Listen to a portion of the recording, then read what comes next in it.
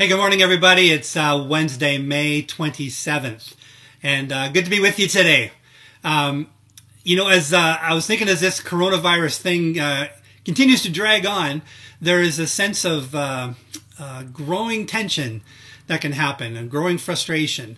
And we feel it in our hearts, and that's bad enough, but often we can take it out on the people we love, people that are around us, and now we have interpersonal issues that are not healthy. And sometimes we can think, man, if I just was in a loving relationship, I wouldn't have these kind of tensions. The reason we're having these problems is because, we have a difficult relationship. Well, I wanted to, as always, bring hope and encouragement to you. And so I get to introduce interview one of my favorite people in the whole world, my firstborn daughter, Alexandra. And recently, we came head to head with the tensions that result in injury, emotional injury, and hurt. And so I want to talk to her just about that situation, what happened, and how it worked out. Do we still love each other these days? That's a big question, right? And so she's been able to ship off 2 of her 3 children. And the 3rd is sleeping. The new baby is sleeping. And so she was able to have some time to talk to me. So let's go to Alexandra now. Good morning, Alexandra. How are you today? Good morning. I'm good. Thank you. Good. You are looking so beautiful. You mother of 3. And how's that little baby doing today? She's good. She's currently sleeping. Hopefully nice. She stays that way. Yes. And Sloan and Mizuki are just doing great with her, so that's awesome. They are, yeah. It was a little bit rough there for a few days, and then they've gotten used to her now. They've settled in. This is the new. They don't take any of their anger out on her. They really love her. It's all on me. On the mom. And the dad, yeah. One day they will have children, and then they'll go, oh, my mom is human. Yeah. Well, thank you so much for taking time. I know you're a busy mom, and I appreciate you taking time to talk with me today. And I love being able to talk to you any chance I get, so this is awesome. But in particular today, what I wanted to talk about was with this COVID-19 deal, there's a whole bunch of rules and a whole bunch of suggestions, and some of those are strong suggestions and some of those are mild suggestions on how we should respond to COVID-19. Mm-hmm. And you had sent me this thing online. It was like look at 0 to 6 rating or something like that. Yeah, I saved the picture and then I didn't bring the picture with me because it had the official term of risk. Oh, here it is. I saved it. Risk tolerance. Oh, okay. So what are the levels? So they gave from 0 to 5 levels of COVID risk tolerance. So 0 would be very strict. You stay within your bubble, basically. You always maintain 6 feet of distance with anyone outside of that bubble, or basically you don't have any outside contact. Right. That is definitely the safest way you could possibly be. Safest way, yeah. And then 5 would be like, what pandemic? Like, just going about normal life, no precautions, may want to get infected, actively socializes without regard to social distancing. So the differentiation it makes is people, and so then everything in between there. So people at the level 5 with no precautions feel very little stress, but then their chances of surviving are lower. Yeah. And then people at 0 feel a ton of stress for maintaining those precautions, but they would survive the apocalypse maybe. Right. Carrying that heavy backpack. Yeah. Yeah. Yeah, and every one of those is a valid response to what's happening. Mm-hmm. And that's what's really hard, I think. Like, I know we identified our numbers, and I'm probably 2, and you said you're probably 1. Is that right? You're probably 1.2 maybe. 1.2, okay. Yeah. Okay, but those are different. 1.2 is different than 2. And 2 is different than 5, and 5 is different than 0, and all of this. So you've got people who've got a very different risk tolerance, and they think they're right. Right? We wouldn't do something we thought was wrong. Yeah. So I think they're right. And but what can happen? This is different than someone saying, like, let's say you're a New York Giants fan, and I'm a Seattle Seahawks fan. Some other baseball team. What's that? Some other baseball team. And we have strong different opinions on those, and it's no problem. Right. But this one here, it comes with can come with some interpersonal hurt and pain. Mm-hmm. So what I want to do is talk about our story. Okay. So how do you want to start this off? Why don't you go ahead? How much do you know? How much do I know? Well, I'm going back to the questions you sent me. So our story of trying to figure out, so I had a baby, I guess. Is that a good place to start? Perfect place to start. You didn't want to see me until then, so. She's a perfect baby. Yeah. I had a baby a few weeks ago, and obviously with a new life, we wanted to, we hoped, and other family members hoped to meet this baby. Yes. But with COVID and different risk tolerances, figuring out how to introduce her and how to go about that was complicated. Right. So I guess our situation, like, just right down to the conversation we had, maybe leading up to that. Yeah. So we wanted to see Hazel. Yeah. And you wanted us to see Hazel. So that was the same. Yeah. You had a standard you were hoping we would keep. Mm-hmm. We had a standard hoping that you would understand. Yeah. And because we all thought we were right.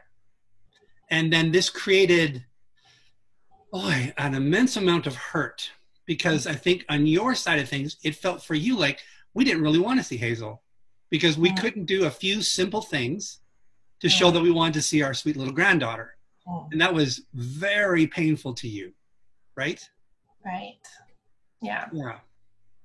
And we felt like we were doing all the things that we could in our risk tolerance standard for a 2, yeah. And you still wouldn't let us see our granddaughter. Right.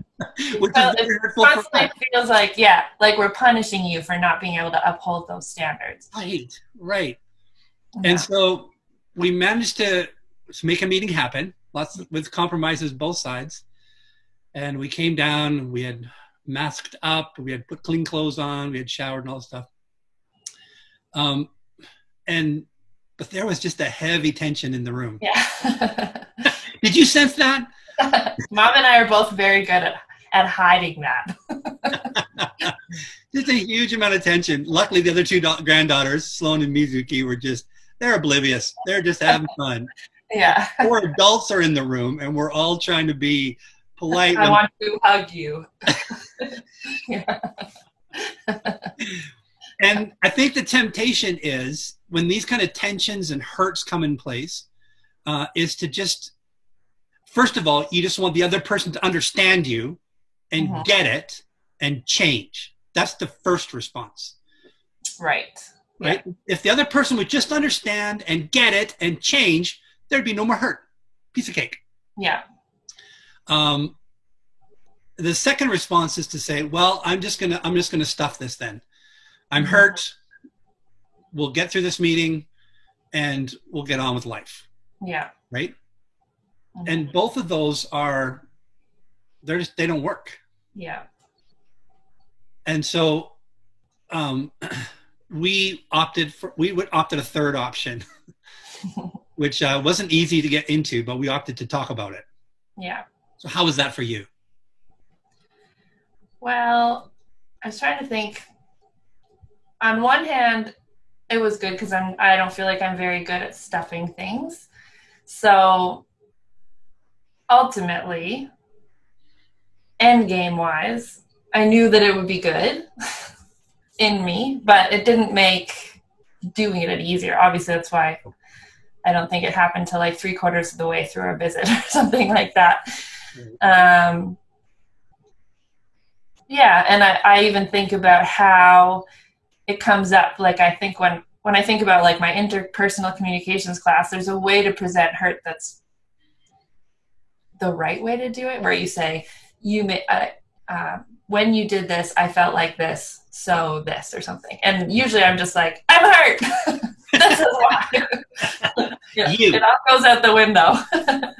So then that's hard to even, it always starts harder because we're human, I guess. I don't know, because it's hard. Yeah. But so what kind of things did it involve? What kind of things that are, the reason I'm breaking this down is because I know there are people that are struggling with this. There's got to be, not just us. We really like each other. We're really close. We believe in each other. I'm so proud of you.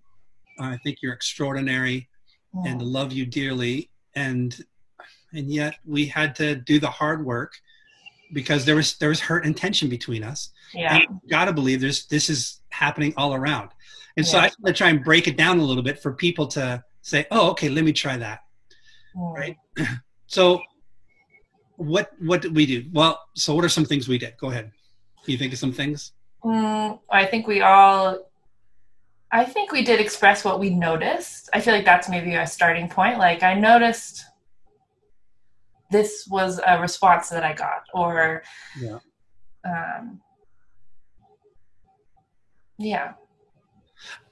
Then I tried to, at the very, very beginning, I tried to coach the whole thing in a loving relationship. Remember, I said, first of all, before we even talk about anything, this is when I was just talking, I said, hey, can we talk?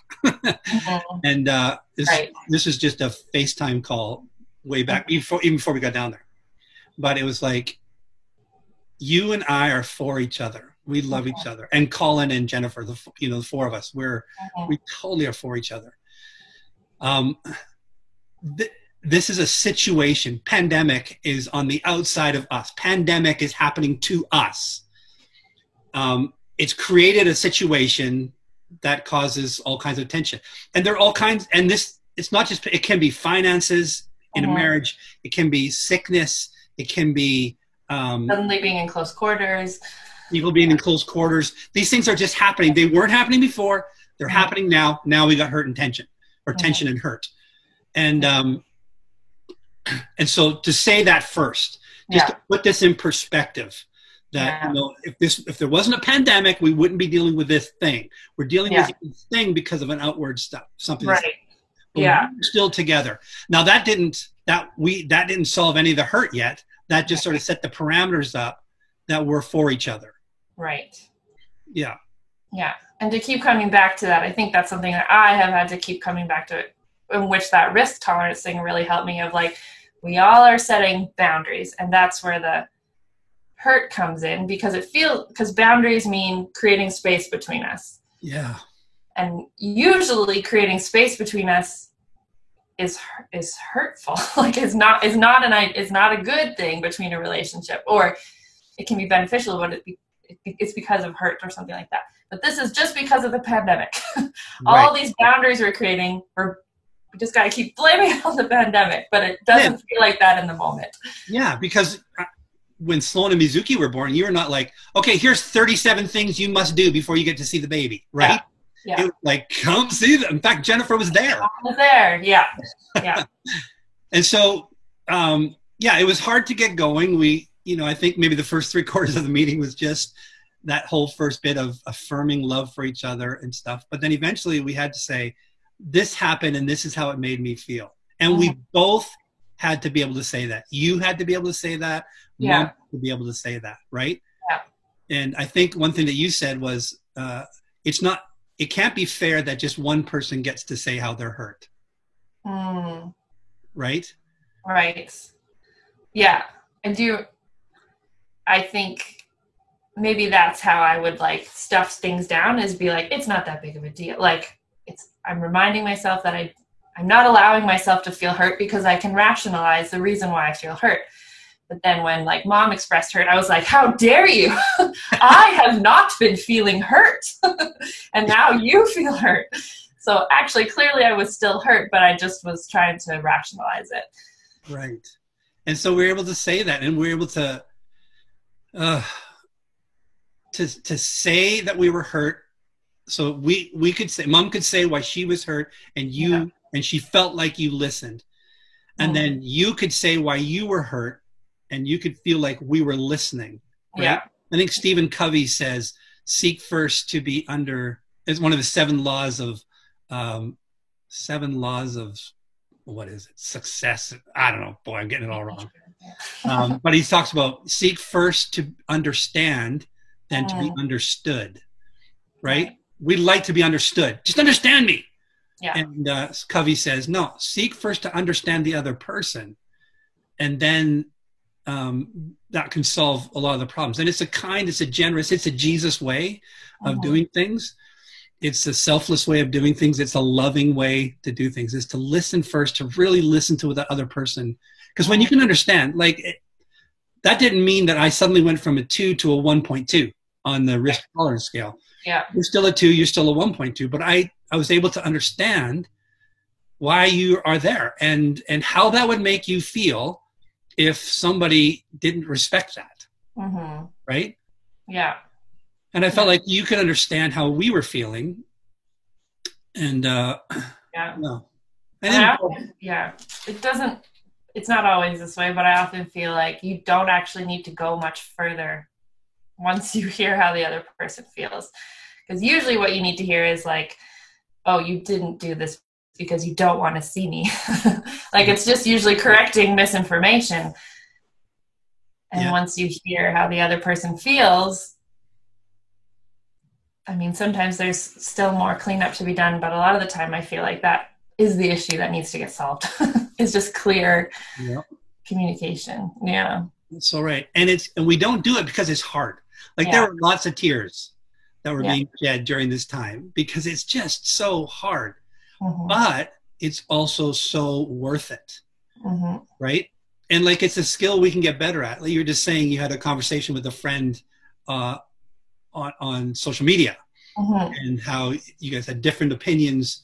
But you just came back to the fact that, no, we're friends first. Yeah. We can work this through. And like you say, you can get better at this skill. Yeah.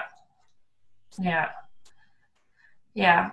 And I know this isn't always true either, but knowing the end outcome, I think the thing that scares me away from these conversations a lot is I might lose this part. Who knows where it'll go?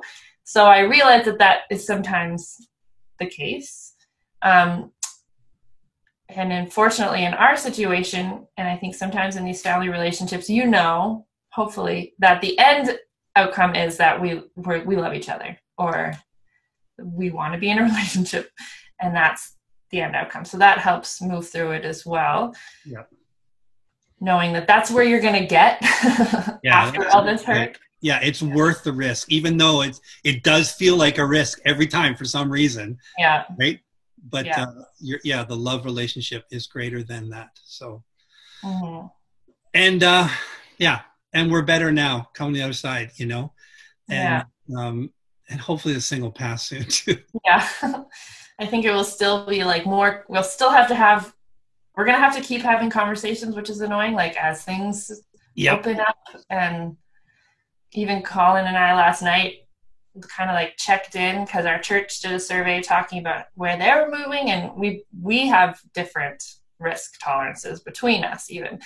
So that'll be even between us moving forward. It's okay, what are we okay with? What are we okay with not doing? Yeah. So that's kind of annoying, but your Uncle Mike said something one time. We were through a different tension, a different thing that came on to our family. We're a really close family. Something came on to our family, and all of a sudden, tension and hurt. It's amazing how it can happen. And he just said, some conversations require many, many words. And I thought, that's good. Why not? Right? Yeah. Some things are big enough. You can't just solve it in a 3-sentence discourse, right? Yeah. It's going to take some time, and you got to keep at it. Keep Yeah. talking, keep talking, keep talking, and then eventually you work it through. And then you probably still need to keep talking after that. Right. Right? Keep talking Yeah. because you love each other. Yeah.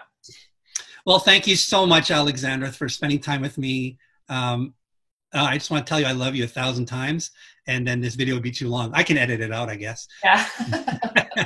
And this is where I go into my I love you montage. Yeah, I wrote you a poem. I hope you have a great day. Thanks for doing this. I know it'll be encouragement to people here at ACC, and I just like it when they can meet you. So I like being able to chat with you. okay. Love you. Have a good day. Love you too. Bye. Well, I hope you were encouraged by that. That there is these days can produce new tensions and new hurts in our lives. And it's not just coronavirus, like we talked about. There's other outward forces that can come to play, and now suddenly there's tension and hurt in loving relationships. And just to remind you that nobody gets by on that. We all have to face it sometime, and there's a great temptation to stuff emotion. There's a great temptation to just get angry, just demand that the other person change. But yeah, I want to encourage you to do the hard work of listening and trying to understand where the other person is coming from. Humbly share how you're feeling, and work with the hope in mind that this relationship is going to resolve. So I just want to encourage you with that, and praying for you in these days. These are hard days, but knowing that God is with you, that He's going to help you as you work through these relationships. Love does not mean ease, for sure, but love does mean wonder and greatness. So lean into your loving relationships today. God bless you guys. Have a great rest of your week.